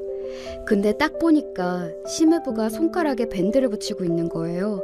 다치셨냐고 여쭤봤더니 오늘 낮에 베었다고 하시더라고요. 새우에서 나온 물이 그런데 들어가면 밴드에 스밀 거고 상처도 아플 것 같아서 제가 새우를 까드리겠다고 했어요. 저 이런 거 잘하거든요. 저는 어차피 많이 먹고 싶지도 않았고요. 제가 심해부한테 새우를 까드리는 동안 이야기도 나눴어요. 심해부가 특히 가족 이야기 같은 거, 애들 이야기에 관심이 많으셔서 저는 주로 어렸을 때 친했던 친척 오빠들 얘기해드렸고요. 그랬더니 심해부가 즐거워하시면서 들었어요. 웃음소리를 들었는지 어느새 시누이가 어두운 표정으로 부엌에 들어와 있다는 것도 모르고 말이죠. 심해부가 임산부한테서 이런 대접을 받으니 유독 황송했다며 잘 먹었다고 자리에서 일어나는데 그러자마자 시누이는 갑자기 환한 미소를 지으며 표정을 바꿨습니다. 그 모든 걸 지켜본 저만 소름 돋는 상황이었죠. 뭔가 느낌이 안 좋았는데 아니나 다를까 이틀 뒤 저를 마주치자마자 시누이가 제 뺨을 한 대 갈겼어요. 그것도 힘을 실어서 엄청 세게요. 짝 소리가 시댁 현관앞 복도에 울려 퍼졌고 제가 어지러운 머리를 붙잡고 간신히 시누이를 쳐다봤어요. 이 망할년이, 너 미쳤냐? 네가 뭔데 내 남편한테 살갑게 눈웃음 살살 치면서 새우를 손수 까줘? 그러면서 임신했다고 애 낳을 때 다 돼간다고 자랑질도 엄청 해댔지? 그게 무슨 말씀이세요? 손가락 다치신 것 같아서 직접 까드렸을 뿐이에요. 불순한 의도는 없었어요. 그리고 저 임신했다고 자랑질 한 적도 없어요. 항상 저를 일방적으로 오해하고 괴롭히시는 건 형님이시잖아요. 저는 잘못한 것도 없는데. 제가 욱하고 화가 올라와서 소리를 질러버렸고 그 다음 순간 똑같이 뺨을 한 대 더 맞고 말았어요. 이번에는 휘청거리면서 주저앉고 말았는데 시누이가 제 모습을 보며 청순 가련한 척한다고 비웃었고 지나가다 실수로 밟는 척하면서 제 발목을 꾹 밟고 지나갔어요. 구두굽에 제대로 발목 찍힌 발목은 시간이 지날수록 상태가 더 안 좋아졌고 저는 절뚝거리며 다녀야 했죠. 시누이가 이렇게 만들었다고 밝혔지만 시부모님께서는 뭔가 오해가 있나 보다 라며 고개를 저으셨고 남편은 그저 난감해한 게 다였어요. 시누이의 엄포가 있었는지 심해부는 그 이후로 보기 힘들어졌고요. 제가 씩씩거리며 화를 참고 지내던 때 시누이가 또 실수인 척 하면서 자기가 밟아놨던 제 발목을 정확히 똑같은 지점에다가 슬쩍 걷어차더군요. 너무 아파서 비명도 안 나왔어요. 그래놓고 태연하게 연기를 하던 모습에 저는 소름이 돋았고요. 이대로는 안 되겠구나 싶었죠. 제대로 안갚음을 해줘야겠다고 굳게 다짐했어요. 답지 않게 독한 마음 먹고서는 이럴 때일수록 감정에 휩쓸리지 말고 냉정하게 이성을 앞세워 작전을 짜야 한다며 스스로를 다독였어요. 당장에 제가 남편에게 신우이 때문에 이대로는 살 수 없다며 엉엉 운다고 한들 만약에 남편이 저의 입장을 잘 헤아려줘서 시부모님과 신우이에게 분노를 토해내봤자 어떻게 되겠나요? 가장 좋게 결론이 나봤자 남편이 시댁 식구들과 거의 안 보고 살면서 저는 아예 단절이 되는 모양새일 게 뻔했죠. 단 몇 달만 지나면 시부모님은 이게 다 며느리 잘못 들여서 아들과 멀어졌다고 하실 테고 남편도 내심 내 아내만 참고 양보했으면 될 일 아니었을까라는 생각을 하게 되겠죠. 시누이가 걸어다니는 시한폭탄 수준의 성격 파탄자라고 해도 시부모님에게는 결국 귀한 딸이며 팔은 안으로 굽지 절대 밖으로 굽지 않으니까요. 시부모님께서 아무리 저에게 너그러운 포용력을 보여주신다고 한들 제가 그것에 기대어 시누이에게 응징하였다간 도리어 제가 당해버릴 요량이었어요. 시누이에게 당할 대로 당했던 그 시기 가장 발휘하기 힘든 것을 저는 끄집어내기로 했어요. 그것은 바로 인내심이었죠. 군자의 복수는 10년이 걸려도 늙지 않는다는 글귀를 인터넷 하다가 발견하고는 바로 이거다 싶어서 그때부터 참을 인자 새기는 연습을 시작했네요. 지금은 때가 아니야. 아무도 빠져나갈 수 없는 덫 안에서 내가 터트려야만, 그 한 방으로 역전을 시켜야만 속 시원하게 갚아줄 수 있어. 시누이 때문에 걷기 힘들어진 발목으로 만삭의 임산부가 걸어다니는 것은 불가능에 가까웠어요. 분통이 터졌지만 이건 역시도 이보 전진을 위한 일보 후퇴라 여기면서 꾹 참으며 마지막 태교에 힘썼고요. 시누이라는 위협을 안 보면서 지내서 그런가 첫 출산이었음에도 제가 무사히 순산을 하였어요. 아들이 태어났고 모든 식구들이 날아갈 듯이 기뻐해 주었죠. 생긴 것부터가 비범한 장군감이네. 우리 집안을 너끈히 이렇게 세우겠구나. 경사네 경사야. 참나, 엄마는 무슨 장군감 같은 소리를 하셔. 촌스럽게. 사지 멀쩡하고 제정신으로 자라나기만 하면 다행이겠지. 그렇게 되기도 은근히 어려운 법이니까. 단 한 사람을 빼고 말이에요. 시어머니께서 기쁨에 온갖 호들갑을 떠시자 시큰둥한 얼굴로 찾아온 시누이는 기가 막혀했죠. 고작 아들 출산한 거 가지고 왜 그렇게까지 유난을 오래 떠냐면서 시누이가 엄청나게 툴툴거렸어요. 그 광경을 보며 저는 그럼에도 시어머니께서 며느리인 저보다는 당신의 딸인 시누이를 무조건 우선순위에 놓으실 분임을 재차 상기하고 있었고요. 시누이가 어째서 그렇게 저의 순산을 못마땅해 하는지 그 이유를 짐작하고 있었답니다. 저는 사실 일전에 시댁에서 시어머니와 시누이의 대화를 몰래 엿들어버렸다가 엄청난 비밀을 알게 된 바가 있었죠. 그렇기에 이를 갈면서 이걸 제대로 터뜨릴 그날만을 기다리고 있었던 것이고요. 제가 시누이의 은근한 악담을 듣고도 싱긋 웃었더니 시누이가 제 쪽으로 다가와서 활짝 웃으며 이러더군요.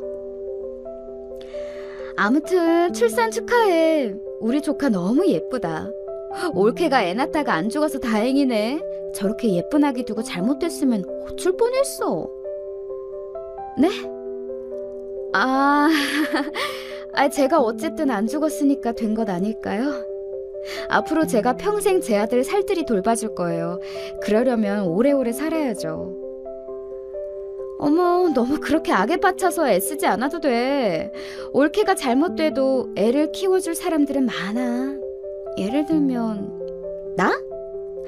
고모나 엄마나 아이한테는 비슷하지 않을까? 와, 어쩜 그런 말을 할 수가 있었는지 모르겠어요. 영화나 드라마에서 등장하는 악녀라는 인물을 현실로 끄집어내면 제 시누이가 될 것만 같더군요. 이런 악질적인 사람은 대체 뇌가 어떻게 남들과 다르길래 이런 사고방식을 가지고 있는 건지 내심 궁금했네요. 시어머니께서는 시누이의 막말을 분명히 들으셨으면서도 일부러 딴청을 피우셨어요. 당신의 딸의 결점을 그런 식으로 흐리게 만드시겠다는 거였죠. 제가 아무리 용을 써도 시어머니께서 시누이의 공식적인 지지자이신 이상 시아버지고 제 남편이고 별 수 없었어요. 그러니 저는 시어머니께서 꼼짝 못하시는 분의 힘을 빌릴 수밖에 없었죠. 제 계획은 처음부터 그분을 정조준하고 있었어요. 저희 부부 결혼식장에서도 사실상 가장 공고한 위치를 자랑하셨던 그분은 바로 시아버지의 누나 되시는 분이셨어요. 네, 시어머니의 시누이 말이에요. 저에게는 시고모님이신 그분 앞에서 시아버지께서는 절대적으로 충성을 하셨답니다. 이남 삼녀 형제 중에서 시고모님이 첫째이셨고 시아버지가 막내이셨거든요. 그리고 시아버지께서는 일찍 돌아가셨던 당신의 모친 대신에 당신의 큰 누나를 마치 어머니 따르듯 하며 자라오셨다고 하더군요.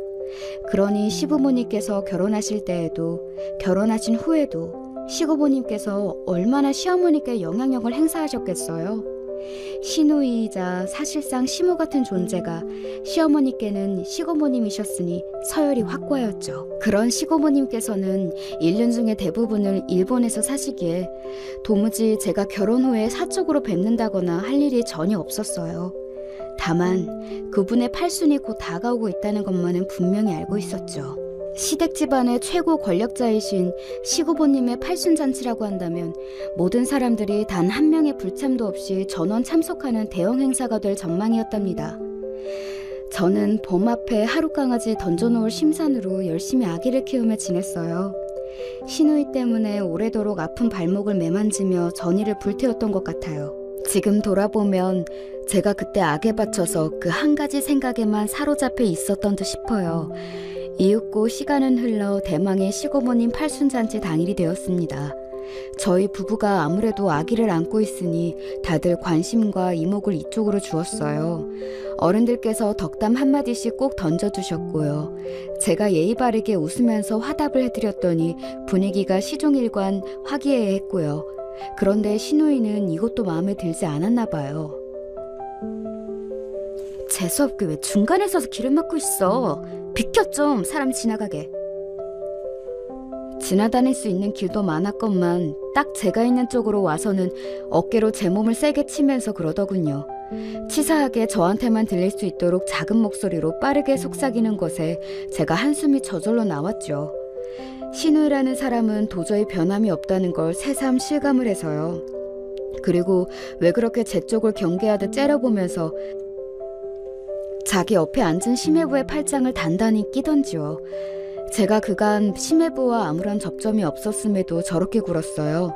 아니 땐 굴뚝에 손수 불이라도 피워보겠다는 것인지 저를 향해서 마치 내 남자 넌 보면 가만 안 둔다는 식으로 눈을 계속 부라리길래 저는 얌전히 고개 숙이고 눈을 내리깔아 주었지요. 지금까지 그랬던 것처럼요. 잠시 후 시누이 쪽을 힐끗 해봤더니 저를 향해서 또 승리를 거둔 것이 만족스러웠는지 얼굴에 웃음기가 가득하더라고요. 저 여유를 오늘이야말로 박살내줄 차례였어요. 그날의 주인공이신 일본에서 날아오신 시고모님께서 자리하시자 그때부터 팔순잔치가 본격적으로 시작되었죠. 초반에는 전문 진행자가 순서를 이끌어줘서 모두가 신이 나서 행사를 지켜봤고요. 맛있는 음식들을 먹으며 오래간만에 본 사이끼리는 서로 안부도 물어가면서 좋은 시간들을 보내고 있었어요. 팔순잔치의 후반에 이르렀을 때 감동적인 순서가 준비되어 있었죠. 그것은 바로 시고모님을 위해서 가족들이 준비한 영상이었는데요. 집집마다 하나씩 찍은 것들을 순서대로 감상하는 거였어요. 그 영상들은 하나의 USB에 전부 모아져 있었고요. 각자의 영상들에 문제가 없냐고 마지막으로 점검하는 단계가 팔순잔치 전에 있었죠. 저희는 마지막 순서로 USB 확인하겠다고 그래서 가장 늦게 확인했는데 사실 그건 제가 의도한 거였어요. 저는 팔순잔치 이틀 전에 그 USB를 받아서 영상들을 볼 때 제가 찍은 다른 영상을 맨 끝에 끼워 넣었습니다. 하나씩 자동으로 넘겨지는 영상들을 흐뭇하게 모두가 감상하고 있던 팔순잔치의 현장에서 저만 앞니를 예감하고 긴장 어린 주먹을 쥐고 있었네요. 마지막 영상인 저희 집 거가 끝나고 다들 작게 박수를 치려고 할 때였어요. 저게 뭐야? 저건 우리 집이잖아? 아니 우리 딸하고 며느리가 왜 저기서 저러고 있는 거람? 당황스러운 시아버지의 목소리가 들려왔어요. 제 옆에서 남편도 놀라고 있었고요. 커다란 화면에서는 시댁의 거실이 나오고 있었고요. 제가 소파 아래 앉아서 아기 젖병 물리고 있는데 시누이가 뒤에서 제 머리를 손가락으로 쿡쿡 찌르면서 저를 괴롭히는 장면이 시작된 참이었어요.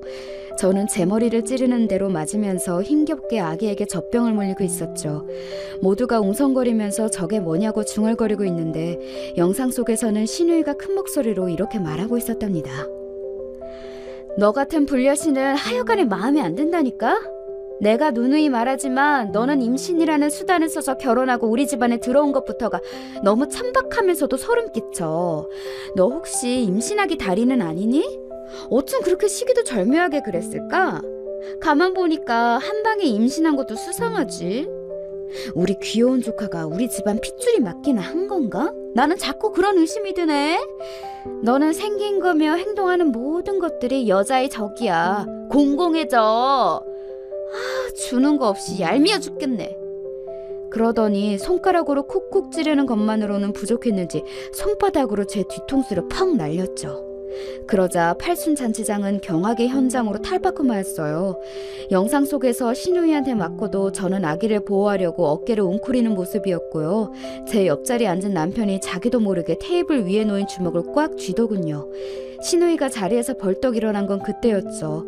경악에 찬 눈빛으로 이렇게 외치더군요. 저거는 다 조작이에요. 세상에 저게 다 뭐야? 미친 거 아니에요? 저 진짜 너무 어이가 없어서 지금 말도 잘 안 나올 지경이에요.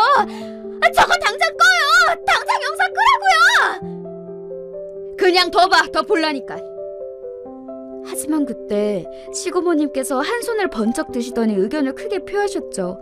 주인공이신 시고모님께서 그렇게 나오시자 별 수 없어졌어요. 영상은 중지되지 못하고 계속 재생되었죠. 모두가 저를 힐끔거리고 있었고 그걸 한 저는 손으로 입을 틀어막으며 경악한 척을 했어요. 마치 이 사태를 상상도 못한 사람처럼 말이에요. 제 모습이 가증스럽게 보였는지 신우이가 이를 갈며 몸을 떨었죠.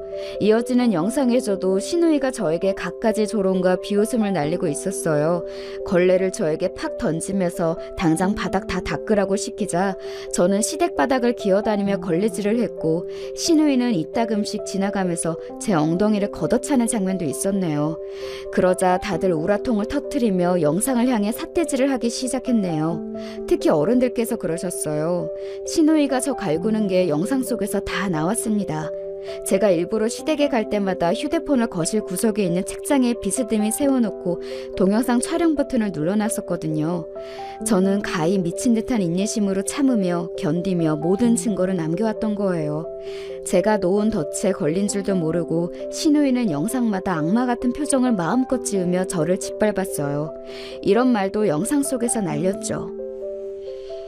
내 동생이나 너나 둘 다 지능에 후달리는 게 비슷해서 결혼을 한 거잖아?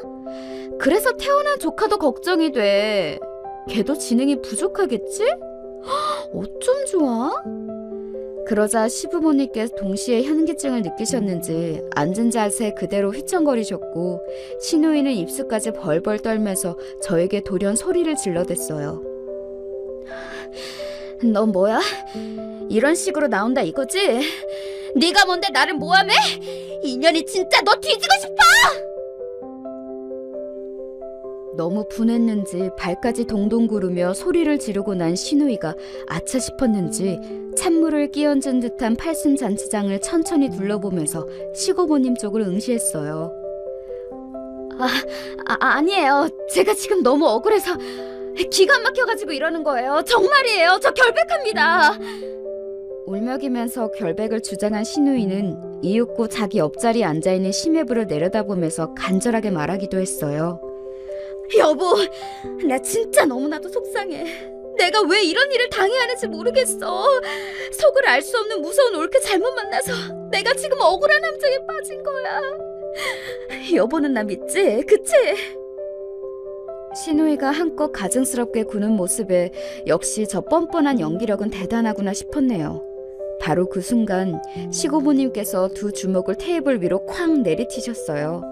살벌한 눈빛은 신우이를 향해 있었고요. 마치 그 입 닥치라는 표시 같았어요. 신우이가 즉시 입을 닥치더니 입술만 꽉 깨물면서 고개를 떨구더라고요.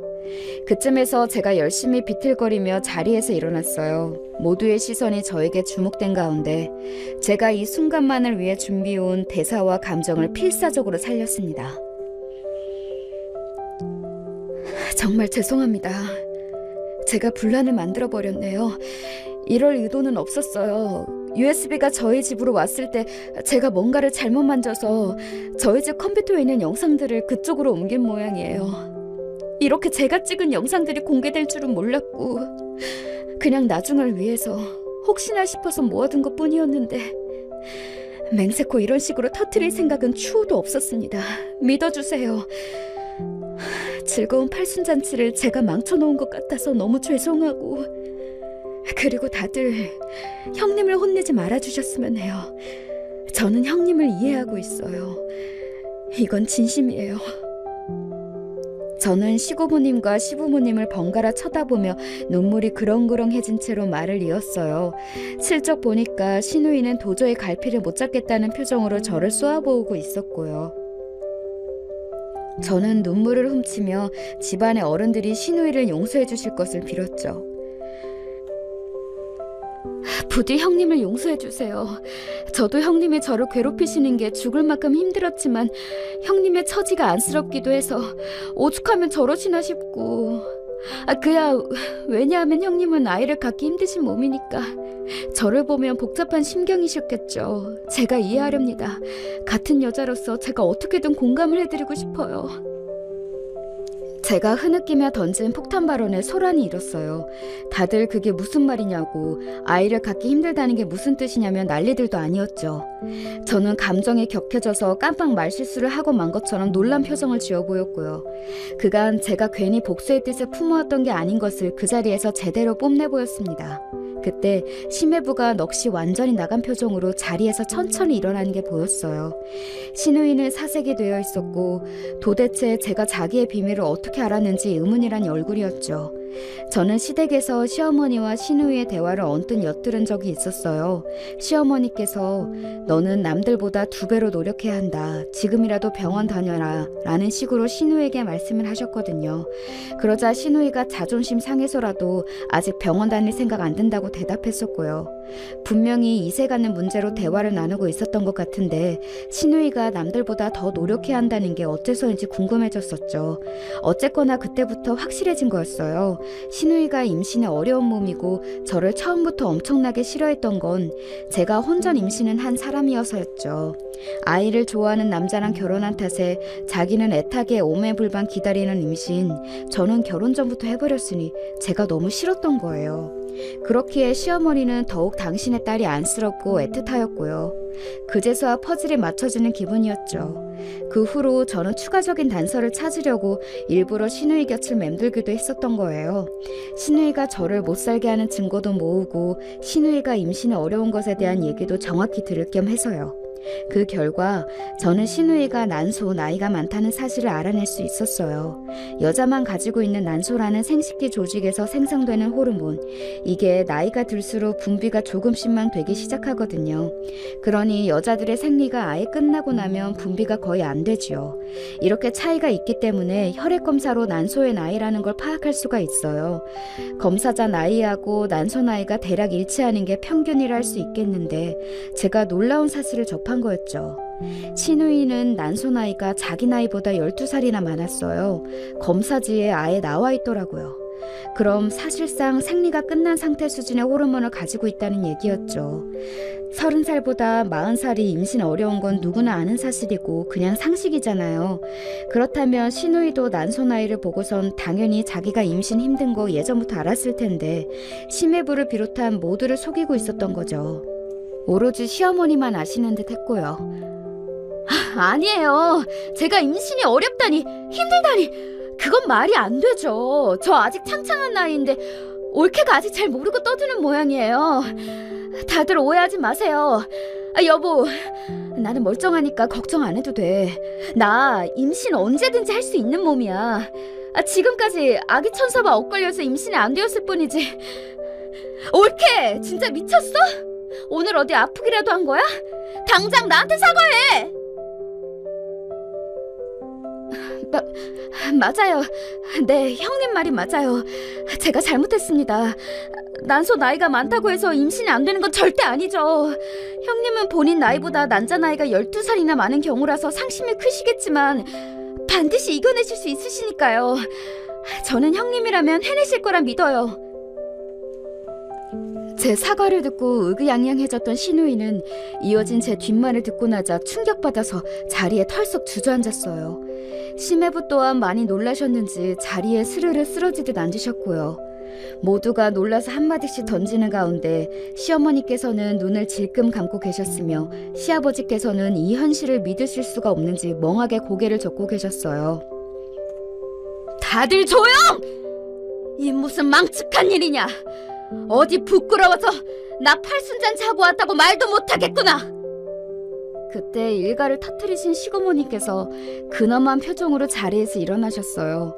그리고는 일본어로 욕을 하셨는데 알아듣지 못하니까 더욱 무섭더군요. 시고모님께서는 큰 사위가 제일교포라서 주로 일본에 거주하시는데 이제 보니 일본어도 잘하시는 모양이었어요. 확인부터 하나씩 해보자. 자, 우선 너 임신을 일부러 안 한 게 아니라 지금까지 성공을 못한 거였느냐? 시고모님의 질문에 신우이가 겁에 질려서 히익하는 소리를 내더니 앉은 몸을 덜덜 떨기 시작했어요. 심해부는 무감각한 표정으로 그런 신우이를 쳐다보고 있었죠. 보아하니 맞구나. 그리고 그걸 숨겨온 모양이고 그것 때문에 시기와 질투에 휩싸여서 내 하나뿐인 친남동생의 부인에게 화풀이를 해왔고 이런 못돼 처먹은 누이를 다 보았나? 남매 간의 우애가 왜 그따위야? 화풀이가 아니라요. 오해가 있으신 거예요. 네, 다 오해입니다. 저는 동생하고도 사이가 너무 좋아요. 그이 닥쳐! 감히 내 인생 한 번뿐인 팔순잔치를 더러운 불화로 죄다 망쳐놔? 신우이는 억울하고 분해 죽겠다는 얼굴로 눈에 눈물을 달더니 고개를 푹 숙였어요. 영상을 그렇게 튼 것도 임신이 안 되고 있는 비밀을 폭로한 것도 저였으니 자기가 이 잔치를 망친 주범이 아니라는 얘기를 하고 싶었겠죠. 그러나 시고모님께서는 얄짤 없으셨고 혀를 끌끌 차시면서 잔치는 여기까지라고 하신 뒤 걸음을 옮기셨죠. 그 발걸음이 심해부 앞에서 멈춰섰어요. 여태 고생 많았네. 이제 하고 싶은 대로 하게.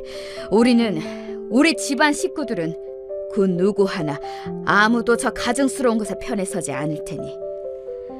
지엄하게 말씀하신 시고모님께서 가증스럽다고 칭하신 신우이 쪽을 보며 한숨을 푹 내쉬시곤 이내 걸음을 다시 옮겨 시부모님에게로 향하셨어요. 이 못난 것들, 자식을 어떻게 키운 거야? 지금이라도 당장 회초리질해서 정신개조시켜. 아니면 집안에서 아이 내쫓아 버리든가. 무조건 양자택일이야. 알아들었나? 대답을 해, 이것들아! 시고모님께서는 무섭게 소리를 지르셨고 시부모님께서는 동시에 벌떡 일어나셨어요. 시어머니께서는 차마 시고모님을 똑바로 쳐다보지도 못하시겠는지 잘게 떨리는 몸으로 시선을 아래로만 두고 계셨죠. 그런 시어머니의 모습은 처음 보는 거였어요. 상상도 못해보았던 초라할 만큼 작아지신 시어머니의 태도에 제가 내심 놀랐네요.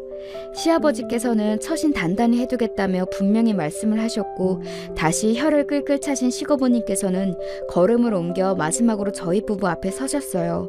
손을 뻗어 이 모든 소란에도 남편의 품에서 고이 잠들어 있는 저희 아기의 머리를 슬며시 매만지신 시고모님께서는 이내 저를 향해 작게 속삭이셨어요.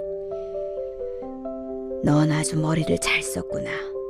나를 이용할 생각을 한 그 패기가 마음에 든다. 이 정도로 화끈해야 판을 뒤집을 수 있는 것이지. 나는 앞으로 네 편에 서마. 그 말씀을 듣고 저는 얼굴이 화끈거려서 그저 꾸벅 인사만 드릴 뿐이었는데 왠지 벅찬 감정도 올라오더군요. 대부분의 어른들이 시고모님의 뒤를 허둥지둥 따라 나섰고 신우이는 의자에 앉아있을 힘도 없는지 아예 바닥으로 미끄러져 내려와 털썩 주저앉은 모습이었어요. 집안의 최고 권력자 시고모님으로부터 제대로 찍혔고 집안 사람 모두가 보는 앞에서 치부가 까발려졌으니 망연자실할 수밖에는 없었겠죠. 남편은 자기가 믿음을 못 줬던 것 같다면서 저에게 눈물을 보이며 사과를 했고 저 역시도 그간 독단으로 이런 것을 준비해온 것을 남편에게 사과하며 서로가 더 가까워졌어요. 저희 부부에게는 신뢰가 형성되기 시작했지만 신우이와 심해부는 정반대의 길을 걷고 있었죠. 거짓말하지 마. 내가 임신 어렵다는 사실에 꽂힌 거면서 왜 내가 거짓말하고 속인 것에 화가 난 것처럼 초점을 옮겨가는 거야? 그냥 솔직하게 내가 임신 어려운 거 알았으니 싫어졌다고 말을 해. 아니, 나는 기만당한 게 훨씬 슬픈 거야. 나에게 솔직하지 못한 건 늘 너였잖아. 너는 나를 네 남편으로 생각하기는 했니? 항상 너 혼자 생각하고 너 혼자 결정하고 너 혼자 행동하고 늘 독단인데 이게 무슨 평생을 함께할 부부라고 할 수 있어? 심화부가 터뜨리는 울분 앞에서 신우의 말문이 막혀버렸어요. 차마 대꾸할 수가 없었겠죠. 그렇게 그 부부는 종착으로 달려가고 있었고 그 끝을 받아들일 수 없는 신우이가 며칠 새 피폐해진 몰골로 제 앞에 나타나서는 무릎을 꿇고 빌었어요. 그간 내가 미안했어. 내가 너무 못되고 악랄하게 굴었어. 반성할게. 다 사과할게. 그러니까 내가 내 남편 붙잡을 수 있게 올케가 도와주라. 이것만 도와주면 앞으로 내가 평생 올케한테 잘할게. 글쎄요. 이미 떠난 버스를 제 힘으로 어떻게 잡을 수 있을까요? 그리고 저는 형님을 아직 완전히 용서하지 못하겠어요. 니까짓게 용서를 못하겠다고? 못하면 어쩔 건데, 어? 너 오늘 내 손에 죽어볼래? 그런데 갑자기 눈이 돌아간 신우이가 태도를 바꾸면서 제 머리채를 잡더군요. 이제 저도 이판사판이다 싶어서 신우이 머리채 똑같이 잡고 싸웠어요. 그 일로 남편이 화가 많이 났어요.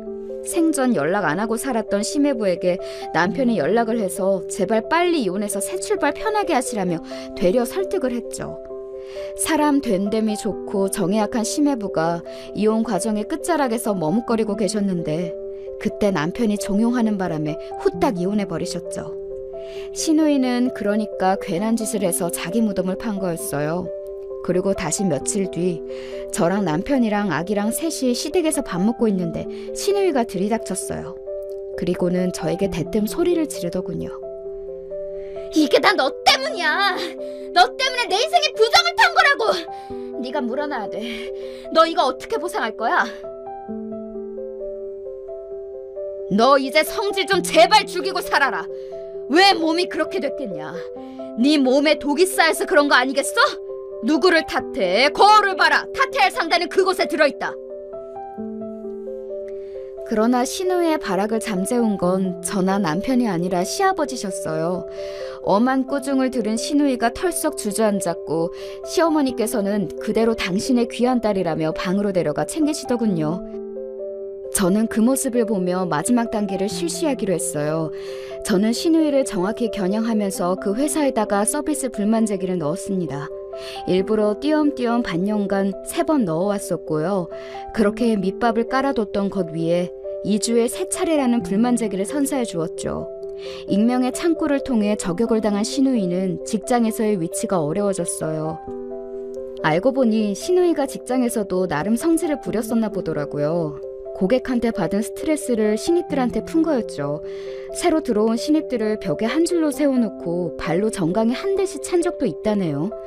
그 후문을 우연히 접하고 제가 얼마나 어이가 없었는지. 그랬으니 신우이가 곤란해지자 아무도 그 편을 들어주기는커녕 윗선에다가 말을 안 좋게 다들 올려버린 거예요. 신우이는 팀장으로 승진 앞뒀었는데 그거 엎어졌어요. 뿐만 아니라 몇 주 뒤에는 책상이 없어졌고 알아서 퇴사하라는 압박에 시달리게 되었죠. 이건 꿈이야. 이제 고객을 직접 상대 안 해도 되는 완벽한 자리로 갈 일만 남았는데 바로 코앞에서 물거품이 되어버린다고? 이건 정말로 말도 안 되는 일이잖아. 어떻게 이럴 수가 있어? 망연자실한 신우이는 결국 퇴사라는 유일한 선택지를 고를 수밖에 없었죠. 자기는 힘들어 죽겠는데 나머지 식구들은 자기들끼리 잘 지내고 있는 거냐며 신우이는 이제 시고모님을 향해서도 원망의 눈길을 보내기 시작했어요. 시고모님으로부터 절대 신우이를 봐주지 말라는 엄격한 명을 받으신 바 있는 시아버지께서는 그 응석을 모른 채 하셨고요. 퇴사로부터 2달 뒤 신우이는 먼 지방으로 내려가게 되었어요. 시아버지께서 옛 지인을 통해 일자리를 알아봐 주신 것이었는데 사실상 새로운 환경에서 정신 다잡으라는 뜻이었죠. 자기가 거길 왜 가냐며 격렬하게 거부했던 시누이는 자꾸 원인 모를 복통과 하혈에 시달리면서도 몸도 요양을 할 겸 머나먼 지방의 조용한 동네로 결국 내려갔답니다. 거기에 가고 나서도 자꾸 성질 부리고 징징거리는 소리에 대해서 시어머니께서도 이제 학을 떼셨는지 알아 누우셨어요. 그저 손자 커가는 걸 보는 게 낙이라며 저희 아이를 볼 때마다 눈물을 글썽이셨죠. 손자가 없었다면 지금쯤 진작 뇌에 혈관 한두 개나 터졌을 거라고 하시던 시어머니의 말씀에는 진심이 담겨 있어서 남감했네요. 그 후로 코로나가 터져서 시누이와는 더욱 단절되어 지내는 상황이 되었고요. 그런 와중에 전 심해 보였던 그분은 조용히 재혼을 하셨어요. 코로나 때 재혼을 하셔서 결혼식 따로 안 올리시고 양가 식구들끼리만 식사만 하셨대요. 외국으로 가는 하늘길이 다 막혔을 때라 제주도로 신혼여행 다녀오셨는데 허니문 베이비가 생겼다고 하시더군요. 저희 부부가 전 심해부와 연락을 가끔 하는 거 눈치채고 계셨던 시어머니께서 어느 날 슬쩍 근황을 물어보시길래 망설이다가 말씀을 드렸는데 그걸 속에 담아두고 계셨나 봐요. 어느 날 시누이와 통화하다가 우레가 미치셨는지 화를 막 내셨죠. 너는 네 전 남편이 결혼해서 애도 생겨가지고 그렇게 잘 지내는데 너는 지금까지 그 모양 그 꼴로 살고 싶으디? 그런 생각이 들든? 그러자 시누이가 충격받아서 거품 물고 졸도한 모양이었어요. 병원에 입원까지 했었다 하더라고요. 시누이가 왠지 다시 올라와서 그 다음에는 시댁에서 살지도 모른다는 짐작이 들었고 저희 부부는 그전부터 고심하던 이사 계획을 실천하기로 했어요. 이사한 곳에서 처음 새해를 맞이해서 기분이 들뜬 요즘이고요. 아이는 무척 건강하게 잘 크고 있어요. 둘째는 올해나 내년쯤에 가질까 해요. 신기한 게 심해 보였던 그분과 남편이 원래는 전혀 안 친했는데 지금은 형 동생 하면서 그럭저럭 잘 지내고 있다는 점이에요. 미국 사람들도 아니고 개방적인 것도 정도가 있지 그게 뭔 꼴이냐고 시어머니께서 혀를 차셔서 연락 이어가고 있다는 사실은 최대한 감추면서 살고 있답니다.